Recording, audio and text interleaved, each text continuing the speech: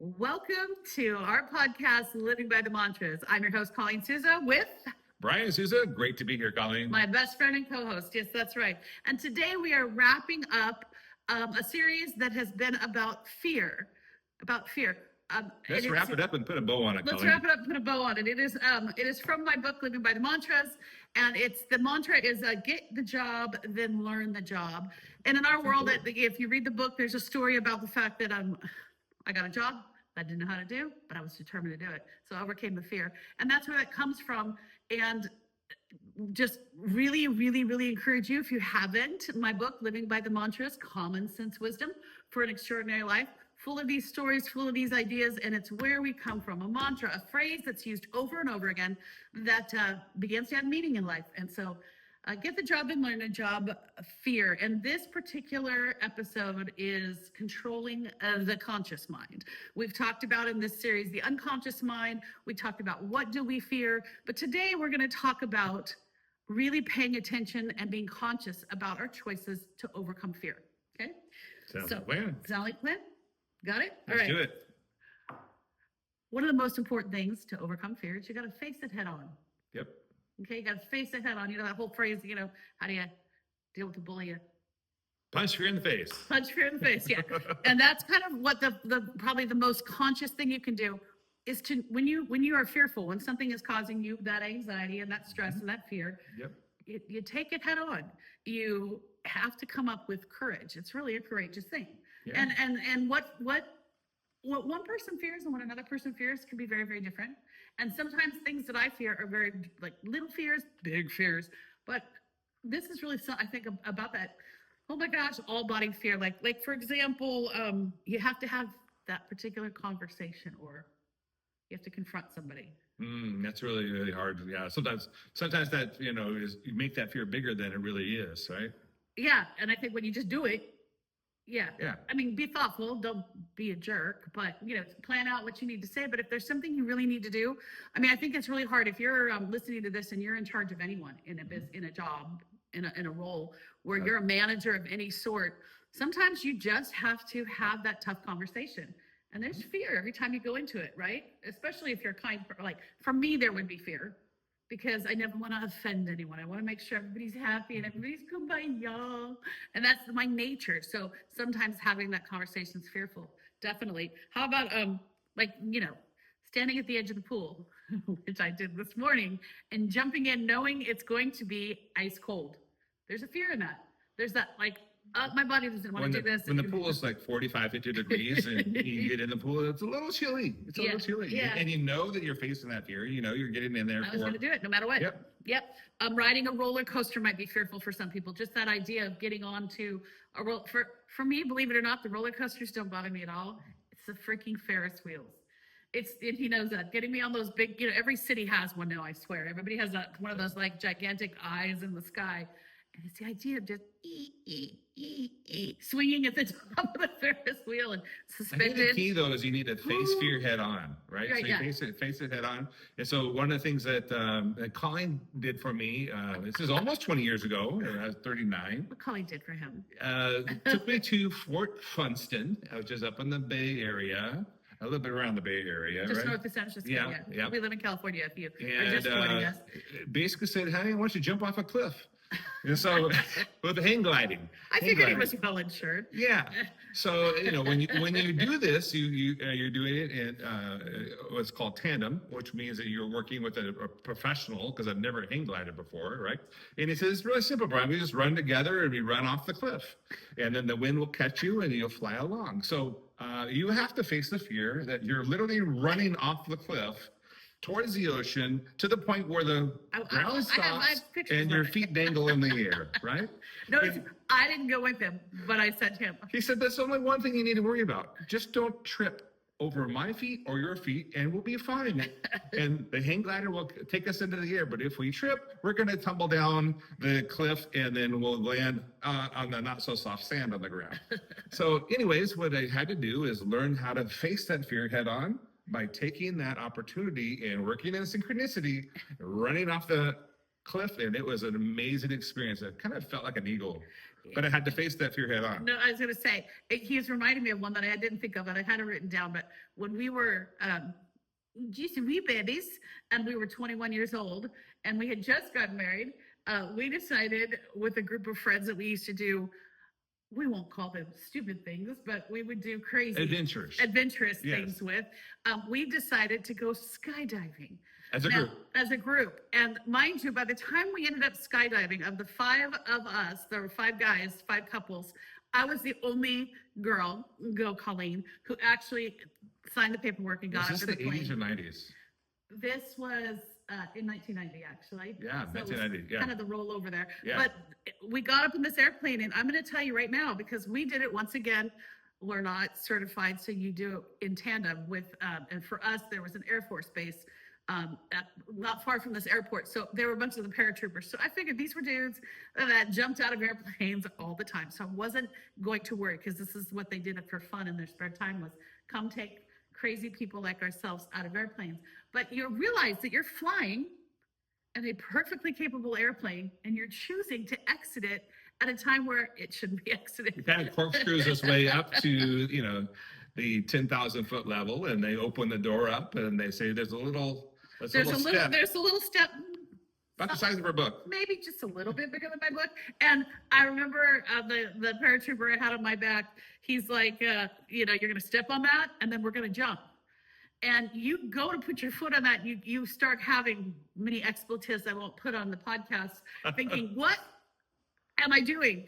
And then you realize he just said, this is what you came for, and gave my body enough of a nudge that off I went. But that was definitely a punching fear in the face. Absolutely, punching fear in the face moment. Yeah, facing it head on. Something, well, I would say something a little more realistic, but then again, maybe when somebody hears this, they're going to go, that's not realistic at all. I was a teacher, as I've shared many times, for a lot of years. And one of my very last year in the classroom, and I kind of knew it was going to be the year I was probably going to be my last year. Nobody else did, except maybe this guy knew that I was really considering making a career change. But I had been working with students on this project that my son actually helped start, and it was called St. Baldrick's. And you had to gather, it was kids, for the girls, a lot of them would cut their hair and donate their ponytails. Guys would shave their heads. Lots of love, right? Lots of love. Yeah. But guys would shave their heads, and and to go bald, you get people that would sponsor you, like a jogathon, and the money all went to childhood cancer research, and it was called St. Baldrick's. Amazing cause. Yeah, great cause. It was the 3rd year running at our school, and I ran a leadership program, and that class ran this, and it got bigger and bigger, and more kids were getting involved, till we had barbers from all over town, one of the hair design schools volunteering their time.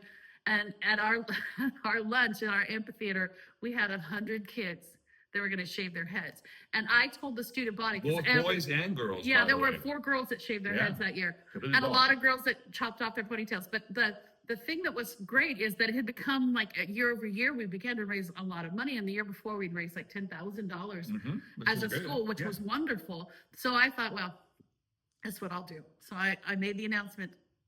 Big audacious goal. A big audacious goal, but I also made it like a couple times a week. And don't forget, for St. Baldrick's, Mrs. Souza will shave her head bald if this school raises $20,000.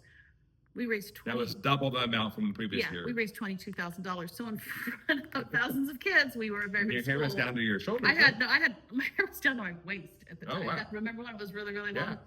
And I shaved my head and I went bald.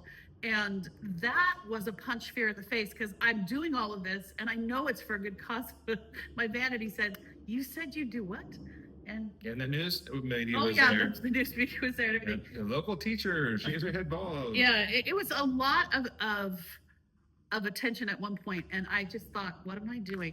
But the bottom line is, when we face it head on and we overcome it, the rewards that come from the success that follows, or from the completion that follows, and from the fact that we simply discovered what was inside us. You build those emotional muscles. Huge. Yeah. Huge. So let's take it. Facing it head on is one way. The other way is to break it down. What do you always tell me, babe? You got to eat a whale one bite at a time. So even just last night, I was laughing when we were reviewing our notes to do this. I've made a lot of changes in my life, in opening my publishing company and writing my book. I have another book I want to write. I've got classes I'd like to teach and do. it's a lot of change at one time. It's a change in what I'm doing for our a career. It's a change in schedule. It's a change in the way that I interact with others. It's having to believe in Colleen 100%, which is sometimes challenging. A vivacious, outgoing person like I am, people don't think I have insecurities, but believe me, oh, believe me, I do. Everybody does. Everybody does. Yeah. And I fear that I'm not going to get it all done or whatever. And we were just chatting about it at dinner last night, and he told me, sweetheart, you know how to do this. You have to break it down and eat the whale one bite at a time. So getting behind stuff is hard. And I know when we talked about it last night, he just reminded me, okay, you have these classes you want to write. So be watching for those. They're going to be coming out. But She's about halfway done with the classes, so they're coming up they're here going to be online probably this classes. summer. Yeah, but the bottom line was that he looked at me and he said, where are you in the process? I said, they're about half done, but I get frozen and I don't know what to do. And he's like, day at a time. What let's set a goal. When's the next class going to be done? And when's the next section of the class going to be done? When do you want them all done? And when we kind of took it and broke it down, all of a sudden the fear became manageable. And I don't think that we ever lose all our apprehension. I think it's what makes what we do quality. Yeah. Because we want to have it right. But all of a sudden, what seemed like something like, I don't know if I should be even doing this, became, oh, okay, I'll do this. And then I'll do this and I'll do this. And when I broke it down with the assistance of my buddy, I all of a sudden was not nearly as freaked out and, frozen as I was before. So there's facing it head on. There's breaking it down. There is going with your feelings. I think Your feelings. Tell me about your feelings, Colleen. My feelings. Some of us are a little more feeling oriented than others, but this comes back to what we talked about in the very first episode on fear, and that was subconscious mind. And I had Caden Connors sitting with me here at the table, one of my son's friends, and we were talking about things he'd been able to do in life because he tapped into that subconscious strength. And we have to remember that our guts, our intuition. Can you think of a time when you went with your gut? Well, leaving one career and going into real estate full time. When you're in a job, you have what's called a paycheck, and it happens regularly, right? As long as you do a good job, you get paid. And whether it's weekly, monthly, whatever it is, you have benefits, all those kinds of things. And so when you go into real estate, you do not have a paycheck. You do not have benefits. There's no guaranteed income. And you have no idea when you're going to get paid. And so leaving that secure job and going into the unknown, that would be a moment that you kind of really punch fear in the face and thinking about how you can, go with your feeling that I know this is possible. I know I can do it. And it's a belief that really turns into action. Yeah. No, it's huge. And I think sometimes we want to discount it because we live in a world where we need everything to be like physical and tactile and in front of us. And we have to have that proof. Okay. Everything has to be science driven and how many clinical studies have been done on that or whatever it is. Not that I discount that, not that those are not good things, because that is how we reinforce and know about a lot of stuff in life. It's amazing because at our fingertips, we have the entire knowledge of humanity on our fingertips. And so we use this to trust a lot, but a lot of times we should put that down and just go with our gut. Well, that's just it. We have the ability to find the facts, but sometimes what we can't, not sometimes, what we can't do is scan ourselves and say, is that feeling inside of me? Hello, AI, is that feeling inside of me valid today? We can't do that, but we have to remember that we were created and wired in such a way where we were given intuition. And I'm gonna share in another example, but I just came back from a conference where there was a lot of this being discussed about how we need to. She was in Boston. Yeah, I'm gonna talk about that trip in the next point, but more importantly, what I learned at that conference, or what I was reminded of. I don't think I learned anything at that conference that I hadn't heard before, but I was reminded and I thought of things in a new way. I did make new connections on the way to think of things. But we have this ability within our gut, that feeling. And I think it's important that we follow it because we have kind of this internal GPS, if you will, this Richter scale that measures movement, right? We have the ability to know if something is right or wrong for us or sometimes for others. And the more connected we are with people, I think it happens. Like if you're a parent, you have that gut connection sometimes with your kids, and you kind of have like this feeling if you should give them, like I do, he laughs about it, if I should give my kids a call because I know something's up or something's not up or something's not right, or they're really excited and I just feel like I just need to call and connect. That's that intuition feeling when there's something up with him or something up with myself. The more connected we are with things, the more our intuition is something we need to listen to. And when you fear, sometimes you need to go, okay, dig deep a little bit. Why am I fearing this? Why is this, is it because I need to step back and I need to be careful? Is it because my intuition is telling me I need to move forward and I have to make some changes? I mean, can you think of a time where your gut was your feeling? I think it goes back to that career change too. Career change I just mentioned. And I was just reflecting on the fact that, when you're in your comfort zone, really there's not fear. But when you expand your world, you have to get outside of your comfort zone, and that's where becoming a parent is expanding your comfort zone. But going back to what you're saying about the protectiveness, if you don't think that you instantly know what right and wrong is, and if there's gray areas, become a parent. Because you'll instantly have that protective spirit, and you'll know what's right and wrong immediately when you're trying to protect your children from harm, or from them harming themselves, from harming others, or other people harming them. And you want the best for them. And so as you live your life and you go into your business or your workplace, you have the same kinds of concerns about how you can confront those fears or push yourself beyond what you think you're capable of doing. Yeah, absolutely. And I think too, a lot of understanding that how important it is to go with your feelings and trust your subconscious has to do with future. Because I think that's one thing that we all fear, because we can't control the future, or we don't know what's coming next. And for some folks, that probably causes a lot more anxiety than others. Once again, I think that's why we're not so normal, but like we love the challenge of what the next adventure is going to be. But right now, maybe you could share, we're going with our gut feeling because we're making a lot of life changes, Brian and ColleenSouza are. I think we've shared in some of the episodes that our own home is on the market. We sell real estate, but here we are selling our own home, a home that we spent years developing, building, creating. And really, seriously, if anyone walked through it, it was built, everyone that has walked through it, it's been built to be our forever home. It's been built to match and reflect who we are 100%. But our feelings have been telling us it's time for change, and not just minor change. Share how we're going with our feelings. What are we doing, honey? Well, so to give you perspective on what Colleen talked about our house, just a little bit of perspective. So we have a 5,000 square foot house on 2 acres in Clovis, California, and lots of space around us, and we really have our dream home, honestly.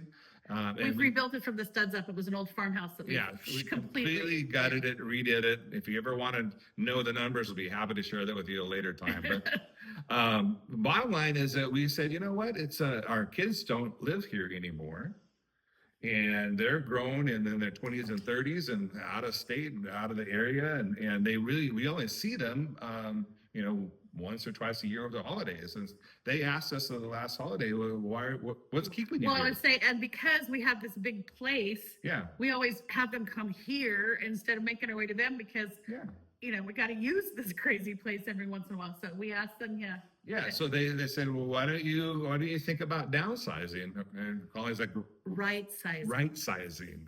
We don't need this big space, especially if they're not going to be here as often. So we started ideas. We took all these ideas and we were going to move, we're going to downsize, but downsizing got really small. And now we're not. Colleen talked me into something. I had this crazy idea, and we tell them the crazy idea. We tossed it around for a while, but we literally are not going to buy a house when we're done. We'll be homeless. We're going to be home free for a while, and we are going to drive around in an RV for a year. And we just pulled that little RV in front of our house on Monday afternoon, so we can begin the process. It's a Brinkley RV, by the way, if you want to check that out. But it's a nice one. But we No advertising plug except that if you're No, from no, we Brinkley, just liked it. good for you. Yeah, gave you a plug. But the bottom line is, we just made a decision that we wanted a chance to see lots of things and do lots of things, and so, we went from huge to maybe this isn't right sizing long term either, because it's only 20 feet long. We're going from almost 5,000 square feet down to how much did you tell me it was?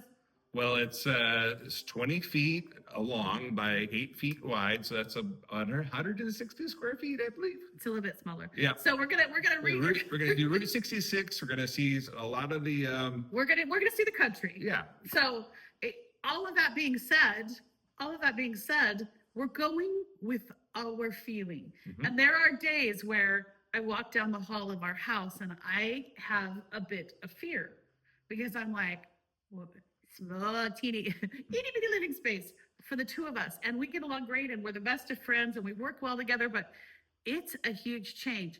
But every time that fear creeps into me, and I know Brian's nodding his head, but he's had the conversations with me too. We're like, are we doing the right thing? That's fear, by the way. When you question your decisions, that's fear creeping in, correct? Mhm. Yeah. Yeah, that'll be one of the indicators. I would Yeah. think. Yeah. We just then we stop, we take a deep breath, and the feeling we get is so much excitement that we're A great adventure. gonna go for it, and we're gonna go with our subconscious gut and trust that. So we can overcome fears, but let's talk about expanding your boundaries real quick. well, before we do expanding your boundaries, I just want to review. So we face it head on. That's one way to deal with fear. Okay. We talked about that, breaking it down. We talked about going with your feelings. And the next one that he wants to talk about is expanding your boundaries. Okay, so one way to deal with fear, other than what we've already talked about, is, it sounds counterintuitive, but to make your life a little bigger, Mhm. sometimes can help dispel fear. Explain that. Well, you think about your sphere, right? So your sphere is your workplace, your family, the people you interact with, and how can you make your influence bigger or your sphere bigger? Well, you need to expand your boundaries that you've set for yourself. And how can boundaries cause fear sometimes? I'm not sure. You tell me. I was just going to talk about how we expand boundaries. Okay, well, I think sometimes I do want to throw this in because people are going to Sure. be like, Yeah, okay, go the ahead. fear. Sometimes we can get ourselves almost to a place of claustrophobia. And I think that's really super important. When we get ourselves boxed in, Uh-huh. and this is when you know it's time to expand your boundaries, because you suddenly look at life and you just feel like, oh, I don't know what's next. And I don't, I don't know how else to describe it. Feeling Except trapped. if you can't see me, I'm grabbing my arms and I'm squeezing and I'm saying, eek. It's that feeling trapped feeling. And sometimes we get really anxious and fearful when we get into that, like we feel cornered. Maybe that's a good way to put it. We feel cornered. We feel like we don't have choices or options. And that is the place where it's important to change your sphere. So now talk about that. Yeah, so expanding your boundaries is going to make you overcome that fear. It's going to give you a release of being free. Something that I did when I left my career and then moved on to real estate, because obviously I was headed into the unknown, as I joined Rotary International. And Rotary is a great organization, a lot of community involvement, and get to meet a lot of people that are community leaders. You get to do a lot of things in the community. You get to raise money for the community. And so, yeah, it was a way for me to expand my sphere, expand my boundaries, if you will, that I had self-imposed, and to give me a broader perspective of how I could help the community. Well, and it changed our lives overall too, because he developed good friendships with some of the folks. A lot of great Some of the men and friendships. women in Rotary are still really good friends of ours to this day. Well, next week we have somebody coming from Yeah, I was going to say, and what we ended up doing was taking on exchange students through Rotary. And all around the world. Our own son went out for spent a year in Alicante, Spain as a Rotary exchange Yep. student after he graduated. And it expanded our family because our son now has this extended family in Spain that he still stays in touch with. We had 3 exchange students, one from Ecuador, one from Italy, and one from Brazil that lived with us over a series of years. And in fact, Carlotta, who is from Italy, is coming to visit us next Tuesday through Thursday, and we're so excited. We haven't seen her. We've chatted with her, but we physically haven't been in her presence in almost a decade. We went to go see her in Italy Yeah, but after she was here. What year was that? It's been a decade. Wow. Time flies It's fast. been, she and I talked, Carly and I talked on Yeah. on FaceTime the other day when she first got to the States. She's with visiting some family here, but we realized it's been a decade since Wow. we have seen her. And so it is super important to know that expanding your boundaries, Brian did it so that he could have more connection in the community to help expand our business. But what it turned out to be was it expanded our life in a lot of ways. And I had to visualize he was talking, we are surrounded by a lot of different things, and one is air, and air is so important, and air fills us. It's how we breathe. It's how we are. And when you expand your boundaries, it's kind of like opening up a window on a breezy day. It lets You've heard air, that phrase, a breath of fresh air? yeah, it brings, think about that feeling of getting out. You step outside your door and you didn't realize how breezy and nice it was outside, or you open a window and suddenly a gust of fresh air comes in. That's expanding your boundaries, because that's when that is a soothing feeling, you know that it's time for you to get a little bit bigger. For me, it was just the Boston that I just talked about. Part of writing my book is that I've been able to be on some podcasts, and I've been able to connect with some different people in the industry of writing and authorship and et cetera. And I had the opportunity, Aspire Magazine put on and I was on their podcast 2 months ago, put on this women's conference, and it was delightful to meet a couple of the women that I'd met virtually via podcasting. But I was really walking into a place where I knew nobody. In a place where I knew nobody. I climbed on, we travel everywhere together, and it's not that I can't travel by myself. I'm a very big girl. I've done that many times. But I was a little fearful, and I'm not one to have fear. He asked me before I left, "Are you excited?" I said, "I'm a little anxious, actually, because I did a red eye, which I hate, and I flew across the country, but it worked for timing. I don't know anybody when I get there. I have plans, zero plans other than showing up to the But conference. you met a lot of new people, and I met new people. Yep. I really had a good time. At one point, I hopped on I got an Uber, and I went into downtown Boston and spent a whole late afternoon just eating great food and wandering around and seeing things. And it was just refreshing, and it was really good, because for me and my whole, that's where I'm headed next, it gave me a lot of good insight and ideas. So by expanding my boundaries, I really opened myself up to new opportunities, and I'm so glad I did. So if you feel cornered or boxed or almost claustrophobic, and that's where your anxiety comes from, expanding your boundaries is a big one. So facing it head on, breaking it down, going with our feelings, expanding our boundaries. How about finding a mentor? a mentor or a coach, the same kind of person, where they actually help you become better versions of you. Yeah, that's a really great way to overcome fear. I like to think of it like somebody grabbing your hand and sort of pulling you along. Yep. Somebody who you feel like has your back and who can whisper good ideas into your ear as you're struggling. It's so important. Like you're a coach to some people that want to become better parents. Yeah, right? I coach parents. Over the years, I've been a coach for a lot of different things. Real estate agents. Yeah. I've coached real estate agents into success. I've coached teachers. When I was a teacher in my school district, having what was called at the time, it's a support provider, beginning teacher support. I don't know what the A stood for, but it was something. But I would train teachers, and I had the opportunity to work with them as they were figuring it out. I know when I started, Debbie, my principal at the time, was wonderful. She and I would meet all the time, because I took the job and she saw the potential in me, and then I was super honest. This was get the job and learn the job. I was super honest with her that I had a lot of great ideas, but not a lot of good experience. And so she mentored me through that first year. And she kept the fear at bay a lot of the times, because She said, stay 2 to 3 weeks ahead of the kids, and it'd be some great. days I was staying an hour ahead of the kids. But the bottom line was I had that mentor who helped dispel the fear. So think of it. Think of a time when somebody who helped you along, helped you get somewhere, overcame a fear, or maybe, you were young and it wasn't fear, but you think, oh, that's why I was able to do that. Who can that be in your life? And sometimes it's a real person, but sometimes it's virtual. Could be virtual. It could be learning by watching YouTube videos. Like- For example, how do you take an RV around the country? we've been following a couple of families that some of them are on RVs, some are on boats. This one family that travels by train everywhere they go. But the bottom line is we picked up all these clues on Not a great idea. how to live out of an extended suitcase for a little while. Yeah. And we take notes and we think about it, and we know that, look, I think the key with a coach or a mentor is they see things in you don't see in yourselves. They see things that need to be improved, but they also see things that are great in you that you may not recognize for yourself or even acknowledge yourself for. You give yourself a pat on the back from time to time because you need that acknowledgement that, you know what, you're doing a great job. well, it goes back to dinner last night because I was sharing with Brian, I am everyone's biggest cheerleader, and I am a mentor to a lot of people. And I always hear it from my kids. They're constantly reminding me, Mom, you would not allow us to think the way you think right now. And I realize that I can be the biggest encourager. I can fight the battles. I can be a great mentor to others who I love and care about a lot.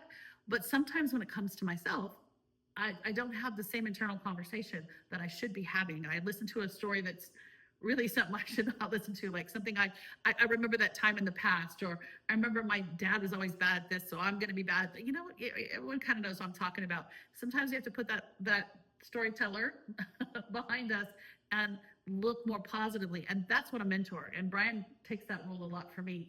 Last night he was reminding me of what I can accomplish and do, and I realized, I'm letting myself get wrapped up in the fear, and I need a mentor to help pull me out. So another way you can improve that self-talk is creating a vision board. Well, what's a vision board? A vision board is, and if you haven't heard of it, you really need to look into them, look it up.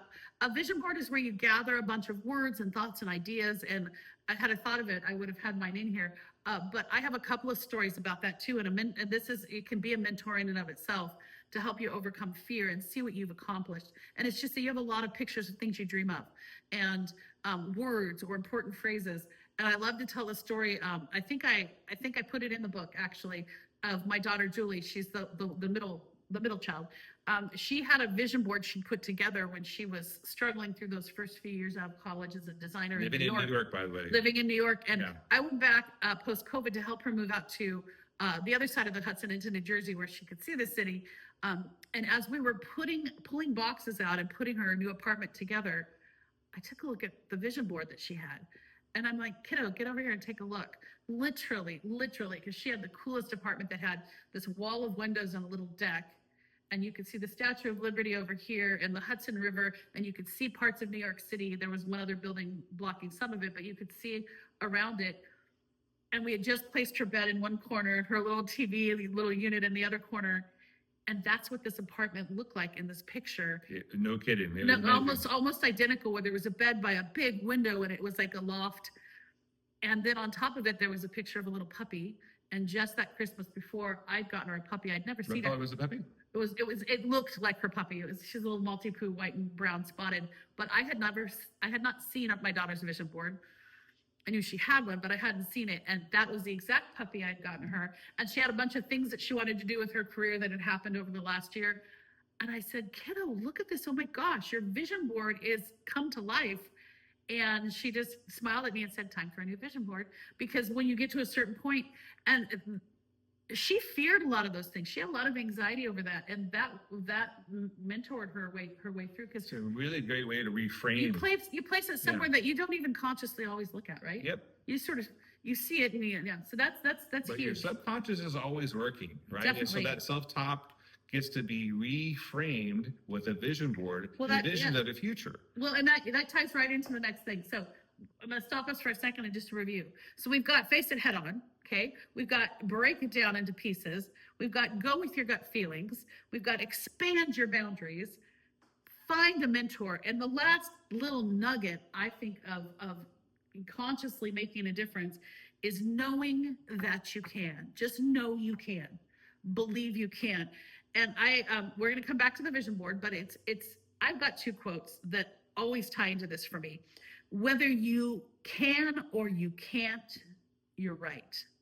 And that was Henry Ford. He said, whether you can or you can't, you're right. It's about what you believe. You have to know you can do something. You have to know it's within your grasp, and it'll happen. The other one is a hockey player, Wayne Gretzky, said, you miss 100% of the shots you don't So take. true. And to me, that's about knowing you can. Why don't you take the shots? Because you don't believe in yourself. But if you believe in yourself, not only are you taking the shots, you start making the shots. And so that's super important about knowing you can. So I want to wrap up the vision board with a quote Let's- that's on my vision board. Okay. And I'll make sure I quote it directly. This because is a way to know you can, by the way. Put your dreams Yeah. up there is what we're talking about. knowing you can. So this is Saint Francis of Assisi. Start by doing what is necessary, then do what is possible, and suddenly you're doing the impossible. That's very good. That's right. A lot of wisdom there. And all of that is about forward motion. Really, it is. It's about 100%. I mean, probably all of this overcoming fear is some form of forward motion, but that's really it because you take those little steps, and a vision board is one way to do that. Another way to do it, maybe you're like, okay, yeah, vision board. There's not just one way to do this, and you actually have to sometimes just convincing yourself. I know for me, takes a lot more than just one thing. So there's the vision board that you look at on, could be on your desk, could be on your wall. Journal it or jot it down. Now, we hear journal, and a lot of times I think, oh, that's what girls do. They write in journals. Dudes do it too, okay? And it may not be like flowing sentences and ideas that a creative writer might do, but is there a place that you can, a little notepad you can leave by your desk, a little spiral something, little reporter's spiral note. Go to the Dollar Tree. Write down what you believe each Great day idea. you can do, and then just put Monday, write down, these are the things I can do today. Tuesday. At the end of a week or two, you're going to go back and see how many of those things you've achieved, how successful you're being in those things, because So you're important. journaling it and you're jotting it down. I go through cycles where I am unstoppable. I go through cycles where I stop. And I think the difference between the two is when I am paying attention to and making an effort. I have to admit, I'm coming out of a stop. Well, kind of, sort of. We've been busy with a lot of other things, but I have no excuses anymore. It's time for me to move forward with all my goals and dreams and not have fear. Journaling is a part of it. Here's a simple one. You're like, yeah, I'll forget to do that. I won't remember the journal. Write it on a freaking mirror. Get a dry erase marker. Dry erase markers come right off of glass. Right across your bathroom mirror. Right across your rear view mirror. I don't care where it is. You can put it on a Post-it note for that matter. You can get a dry erase board and stick it on the fridge, put it on Post-it notes. But the idea is that Post-it notes are huge. They're all over my world. Write down that message, whatever the biggest fear is. What is that thing you can do that you want to overcome? Okay. And you stick it in a place that you won't forget. And you see all the time, and it becomes another subconscious. Like, if you drive a lot, I've shared this before. We have a road raging, almost 21-year-old. She turns 21 on Tuesday. Wow. Yeah. Time flies. Time flies. But I tell her she needs to write on her rear view mirror, be kind, right? Because she'll see it all the time because she's not the nicest driver. But the bottom line is, what is it? Is it that you want to accomplish something during the day, during the week, whatever it is, put it in a place you're going to see it. Routine. In the morning. We all have routines, right? We do. We have routines that we do consciously, and we have routines that we do subconsciously. Like, waddling your way into the kitchen and pouring yourself a cup of coffee. That's kind of like robotic. You really don't think, I'm going to pour myself a cup of coffee, right? You just routinely do that. So why don't you wrap this up? No, I am. As a part of that routine, you can get up every day, and I'm going to say 3 times or 3 things that I'm going to overcome today, or do it as you go to bed and clear your mind out. Telling other people is huge because you're declaring it out loud and you're making things more possible. You're putting it out there. Those are good challenges. Yeah. And it holds you accountable. And then speak in the past tense. Brian just read to me a study about, what was it about? Like, well, it's about your subconscious mind. So when you speak in the past tense, like things have already happened, your mind doesn't know the difference between that and reality. So I have accomplished this goal, like losing weight, for example, or running a marathon or whatever it is. That was a great marathon I ran. And you program your mind to believe that over time, that impossible becomes possible. and then we lose our fear. Yeah, and the fear goes away. So those are our big things that we share with you. And we challenge you, whether you go with your feelings, you expand your boundaries, you find a mentor, you face it head on, you break it down, you just believe that you can and find ways to remind yourself. Those are 6 ideas on how you can consciously overcome fear. We encourage you to come up with a mantra first and foremost. Come up with a mantra. Get the job and learn the job. Whatever it is for you that helps you, whether you can or you can't, you're right. Whatever it is to help you remember that fear is something that can be overcome when you remind yourself constantly that you want to overcome it. So if you enjoy this, please follow us on this Share with a podcast. friend. Share this podcast with a friend, whether you're watching it on YouTube or you're listening to it on Spotify or on Apple Podcasts. Please let other people know about it. We really, really appreciate it. Watch for information, listen for information. Go to our website, livingbythemantras.com. You can go there and you can get information about the book, about upcoming things. As I get the ball rolling here again and all things are moving forward, I look forward to classes and things we can teach. And follow us. Send Colleen a message on social media. Do it. That would be really good for Colleen. Colleen's terrible at social media and she knows it. Just sharing that. But she's great. Colleen is great at social media and she is constantly getting better every day. Getting better every day. That's out there in the ether now. All right. We hope you have a great day. We hope you've enjoyed us and until next time. Have a good one. Bye.